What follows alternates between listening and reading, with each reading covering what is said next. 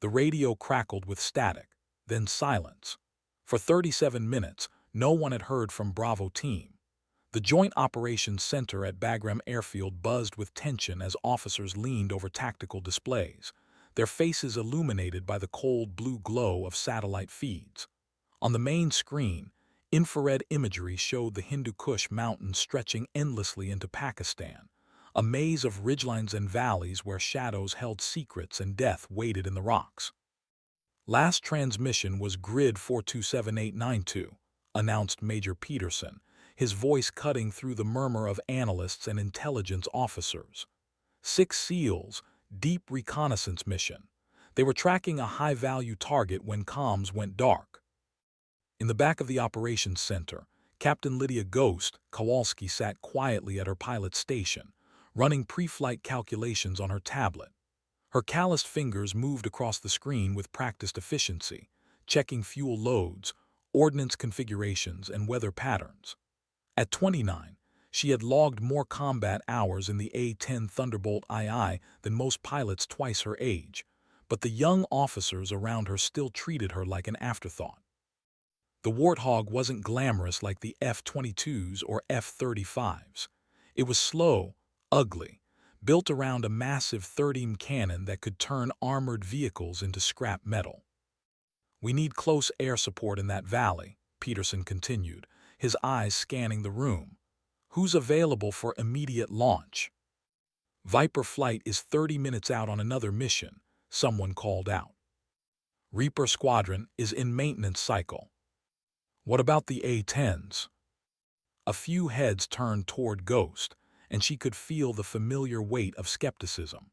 She'd earned her call sign not for stealth or invisibility, but because of how quietly she'd worked her way through flight school, never drawing attention, never complaining about the doubts or the jokes, just executing every mission with surgical precision while others took the credit.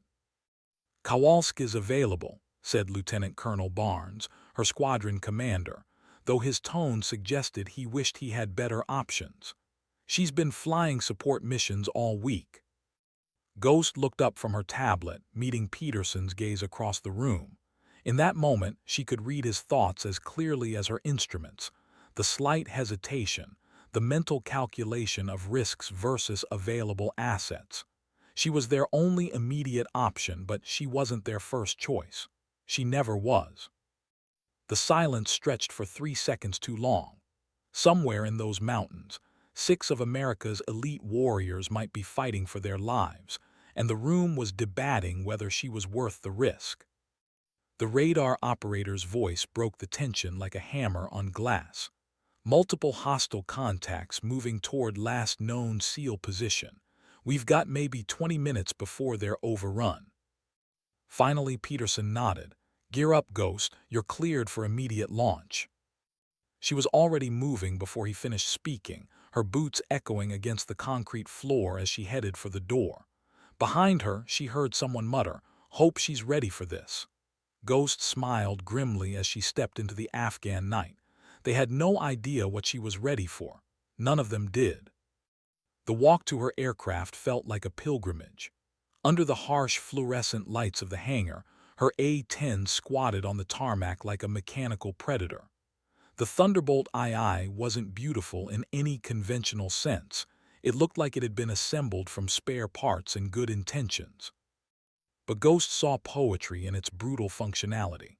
The titanium bathtub cockpit designed to keep her alive through ground fire, the massive GAU-8 cannon that served as the aircraft's heart and soul, the straight wings built for low-altitude punishment rather than high-altitude grace. She ran her hands along the fuselage during her walk-around inspection, checking for anything that might compromise the mission. The ground crew had already completed their pre-flight, but Ghost trusted no one more than herself when it came to the machine that would carry her into combat. Every rivet, every panel, every weapon mount received her personal attention. "She's ready, Captain," called out Staff Sergeant Martinez, the crew chief who'd been maintaining A-10s longer than Ghost had been flying them. "Full fuel, full ordnance, mixed load, Mavericks, rockets, and 3,000 rounds of 30 Mike. Ghost nodded her thanks, then climbed the ladder into the cockpit.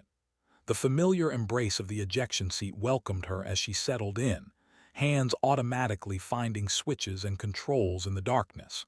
She'd flown this particular aircraft, tail number 800247, on 43 previous missions. They knew each other's moods and limitations like old lovers. The engine startup sequence was a symphony she'd memorized. The whine of generators, the rumble of turbofans spinning to life, the subtle vibrations that told her everything was functioning within parameters. As the twin General Electric TF-34 engines reached idle power, she felt the aircraft come alive beneath her. Bagram Tower, Hog 27 requesting immediate departure, combat mission. Hog 27, you're cleared for takeoff runway 21. Winds calm, visibility unlimited. Good hunting. Ghost advanced the throttles and felt 23,000 pounds of American engineering accelerate down the runway. At rotation speed, she pulled back on the stick, and the Warthog lifted off into the star-filled Afghan sky. Behind her, the lights of Bagram faded into the distance. Ahead lay the mountains, the darkness, and 6 men who needed her to be better than anyone believed she could be. The flight north took 18 minutes. Ghost used every second to study the tactical situation, coordinating with the AWACS aircraft orbiting high above and reviewing intelligence reports on her multifunction display. The target area was a narrow valley system known locally as the Valley of Stones, a maze of rocky outcroppings and cave complexes that had sheltered fighters for centuries. Hog 27, this is Overlord, came the voice of the air mission commander. Bravo team's last known position is marked on your display. We've lost all communication, but satellite imagery shows at least 12 hostiles moving in from the east. Rules of engagement are weapons-free on any armed personnel in the target area. Copy Overlord. Hog 27 inbound, ETA 4 minutes.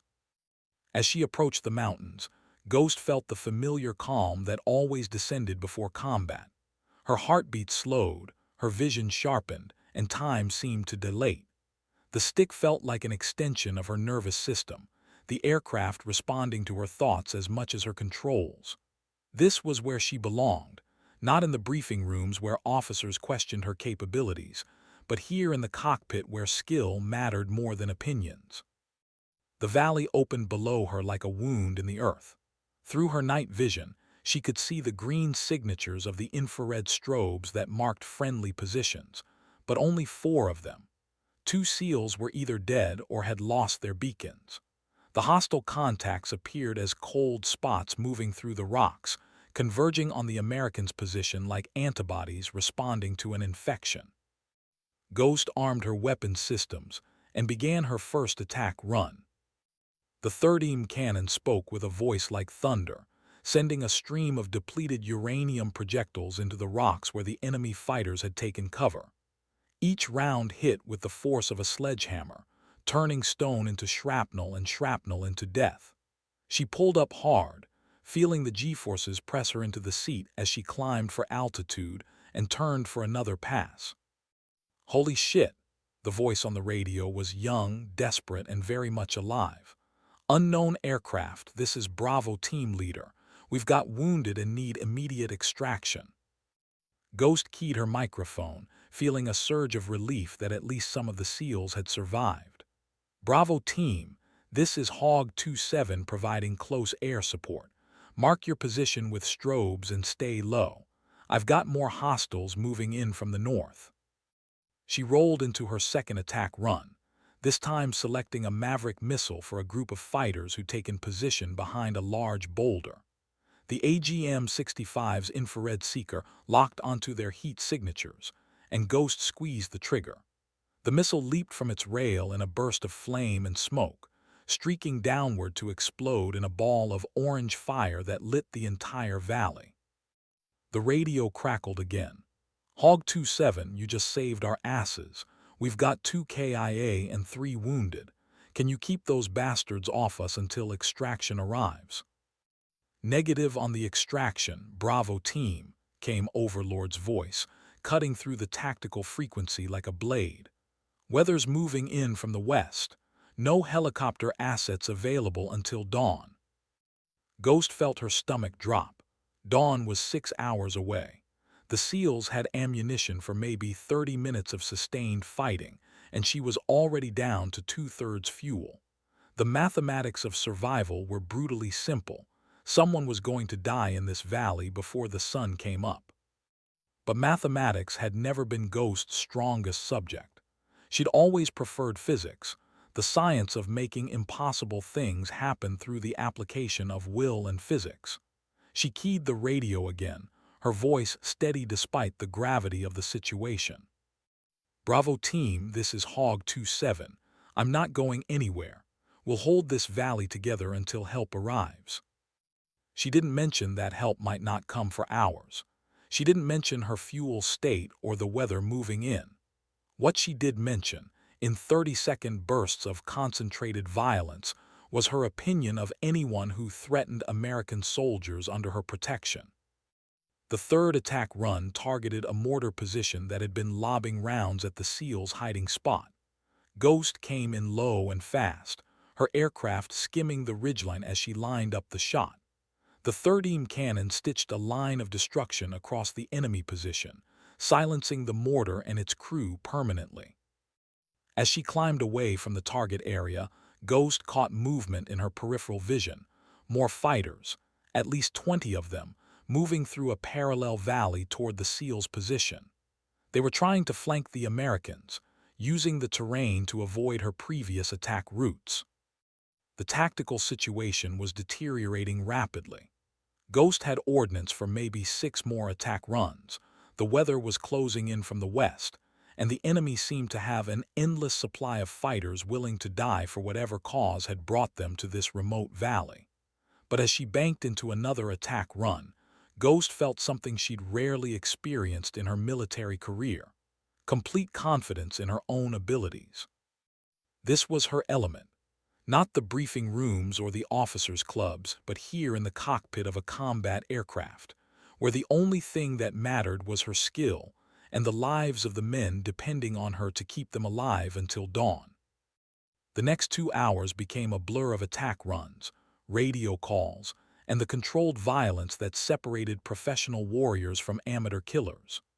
Ghost cycled through her ordnance systematically: Mavericks for hardened positions, rockets for groups of fighters, and the 30 cannon for anything that moved. She flew with an economy of motion that came from thousands of hours of training and a deep understanding of her aircraft's capabilities. "Hog 27, this is Bravo team," came the voice of the SEAL leader during a brief lull in the fighting. "We've counted at least 30 enemy KIA. You're keeping them honest out there." Ghost smiled grimly as she set up for another pass. Keeping them honest was one way to put it.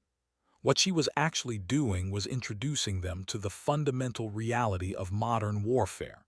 Air superiority meant American soldiers went home to their families while their enemies became statistics. But statistics, Ghost knew, had a way of catching up with you. Her fuel gauge showed less than 40% remaining, and the weather front from the west was beginning to affect visibility in the valley. More troubling was the radio chatter she'd been monitoring on the enemy frequencies. They were bringing in reinforcements, including what sounded like man-portable surface-to-air missiles. The tactical balance was about to shift dramatically, and not in her favor. The first A-10 missile launched just as Ghost was pulling up from a rocket run. The infrared seeker locked onto the heat signature of her engines, and the weapon streaked upward through the darkness like an angry comet. Ghost saw it coming on her radar warning receiver and immediately deployed flares while executing a hard right turn that pushed the G-forces to the limits of human endurance. The missile took the bait, detonating harmlessly among the magnesium flares, but Ghost knew she'd been lucky. The next one might not be fooled so easily. She climbed to a higher altitude, trading the advantage of surprise for the safety of distance, and reassessed the tactical situation. "Overlord, this is Hog 27, she called.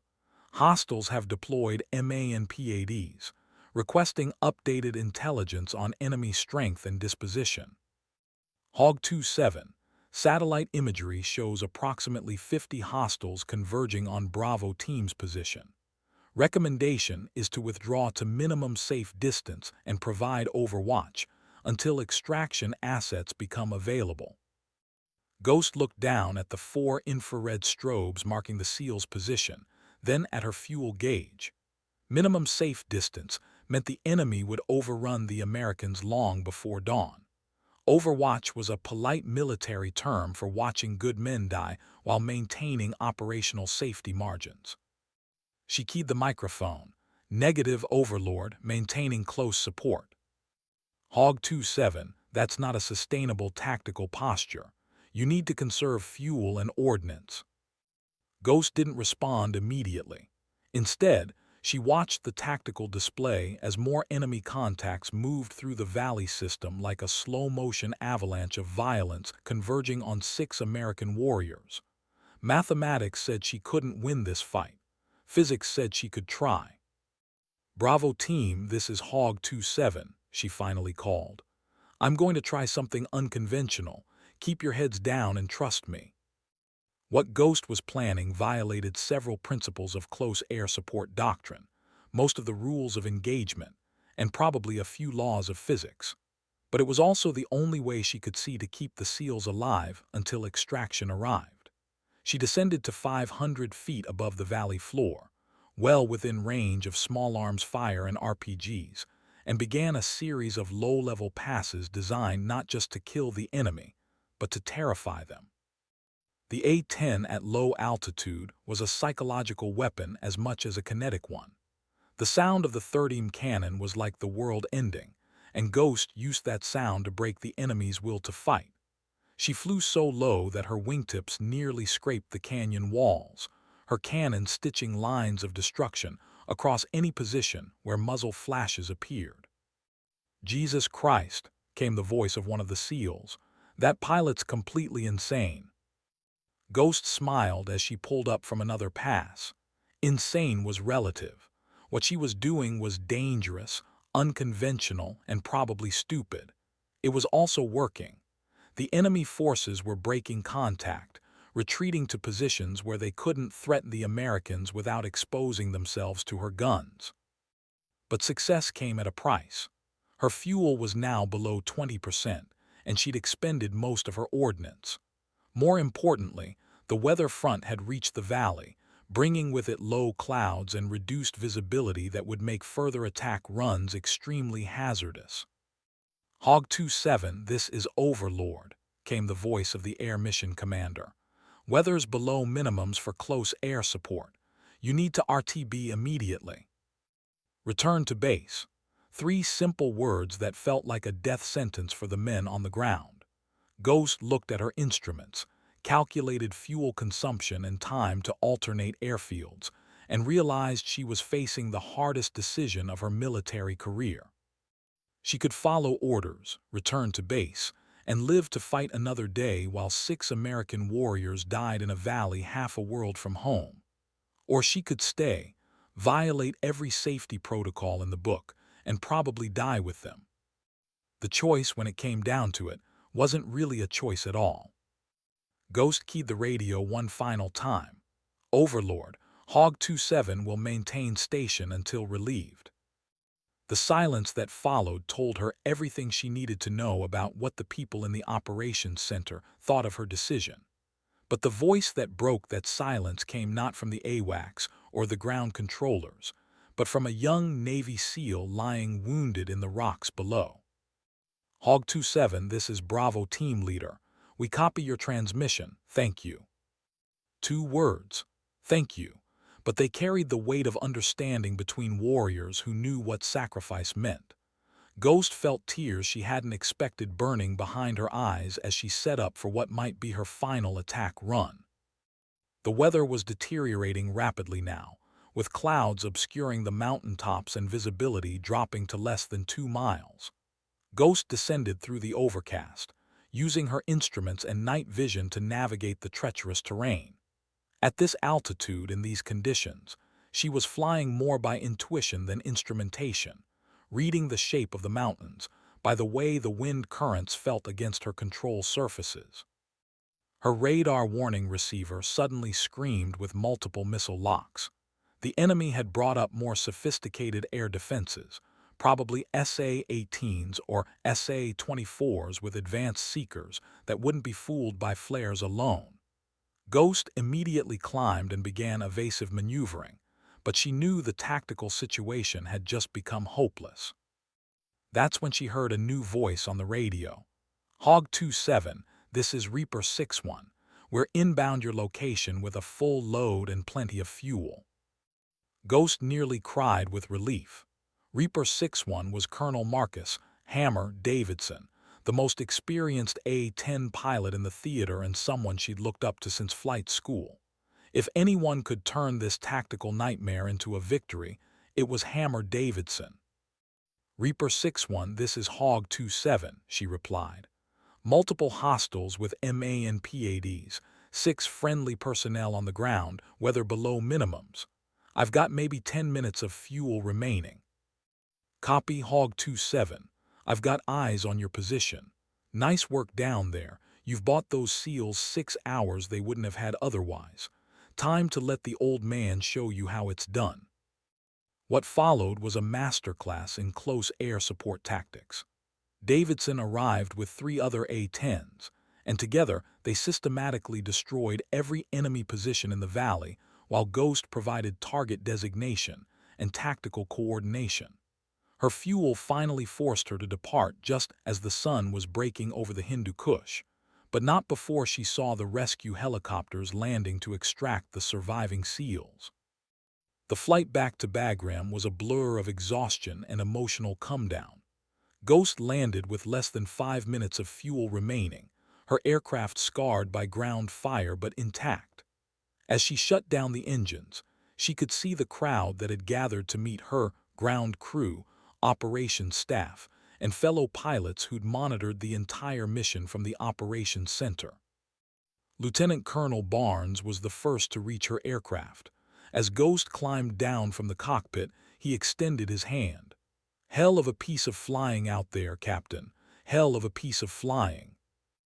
Ghost shook his hand, then looked around at the faces surrounding her. For the first time in her career, she saw something different in their expressions. Not skepticism or doubt, but respect. The kind of respect that had to be earned in blood and courage rather than simply awarded with rank or position. "Any word on the SEALs?" she asked. 4 survivors, Barnes replied. 2 KIA as reported, but the other 4 are going to make it home to their families, because of what you did out there." Ghost nodded, suddenly feeling the weight of 36 hours without sleep. "Just doing my job, sir." "No," Barnes said quietly. "What you did out there went way beyond your job. What you did was prove that the right pilot in the right aircraft at the right time can still change the outcome of a battle." As Ghost walked toward the debriefing room, she passed a group of younger pilots who'd been watching the mission unfold from the operations center. One of them, a fresh-faced lieutenant named Thompson, stepped forward. "Captain Kowalski," he said, his voice carrying a reverence that hadn't been there before. "That was the most incredible flying I've ever seen. The way you held that valley for 6 hours against impossible odds." Ghost stopped and looked at him, remembering her own early days when she'd been dismissed as just another pilot trying to prove herself in a man's profession. "Lieutenant," she said, "the aircraft doesn't care what gender you are or what people think of your capabilities. It only cares whether you can fly it when everything goes to hell and good people need you to be better than you've ever been before." She paused, then added, "The rest is just noise." 3 weeks later, Ghost received orders transferring her to Nellis Air Force Base in Nevada, where she would serve as an instructor pilot in the A-10 schoolhouse. The official citation accompanying her Distinguished Flying Cross made no mention of her gender or the skepticism she'd faced throughout her career. It simply stated the facts: 1 pilot, 1 aircraft, 6 American lives saved through extraordinary skill and courage under the most difficult circumstances imaginable. But the real measure of her impact wasn't in the official records. It was in the radio call signs that began appearing among the new generation of A-10 pilots. Valkyrie, Banshee, Reaper's daughter. Young women who'd heard the story of what happened in the Valley of Stones and decided they wanted to be the pilot everyone called when the impossible needed to become possible. On her final night at Bagram, Ghost stood outside the operations center and looked up at the stars over Afghanistan.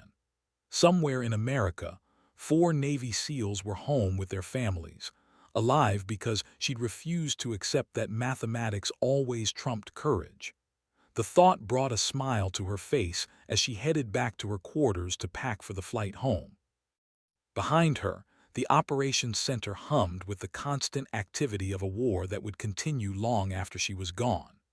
But in one small corner of that war, in one narrow valley where 6 Americans had faced impossible odds, the story would be told and retold of the pilot who'd proven that sometimes the most unlikely heroes are the ones who show up exactly when they're needed most.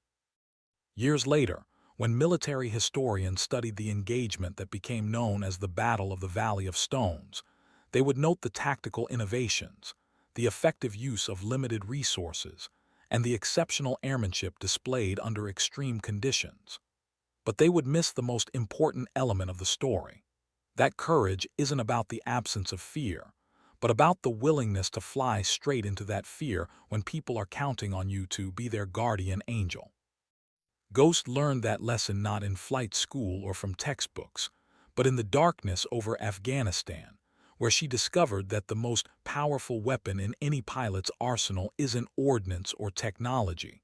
It's the unwavering determination to never leave a fellow warrior behind, no matter the cost. The legend of Ghost Kowalski became part of A-10 lore, told in ready rooms and pilot lounges wherever the Warthog flew. But for Ghost herself, the mission was never about becoming a legend. It was about proving that, when the radio crackles with a call for help, the only thing that matters is answering that call with everything you have, regardless of what anyone thinks about your chances of success. In the end, that's what separates the truly great pilots from everyone else. Not the missions they flew or the awards they received, but the willingness to dive back into the valley when everyone else has given up hope. And in that willingness lies the essence of what it means to be a warrior. Not just someone who fights, but someone who fights for others, even when the odds are impossible and the cost might be everything. The sky over Afghanistan had tested Ghost Kowalski and found her worthy. More importantly, 6 American warriors had looked up from the rocks and seen salvation in the form of an A-10 Thunderbolt II flown by a pilot the world had underestimated. That was a victory that no amount of skepticism could ever diminish, and a legacy that would inspire others long after the last shot was fired in anger. The war would go on. Other pilots would face their own valleys of stones, but they would face them knowing that courage isn't determined by gender, politics, or the opinions of those who have never heard the sound of desperate voices calling for help over a combat radio. It's determined by what you do when everything depends on whether you're willing to risk everything to save people you've never met but are sworn to protect. Ghost Kowalski had made that choice in the darkness over the Hindu Kush. It was a choice that defined not just her career, but the very essence of what it means to serve something greater than yourself. And in the annals of military history, among the stories of extraordinary courage under fire, her name would forever be linked with the simple truth that sometimes the most unlikely heroes are exactly the ones the world needs most.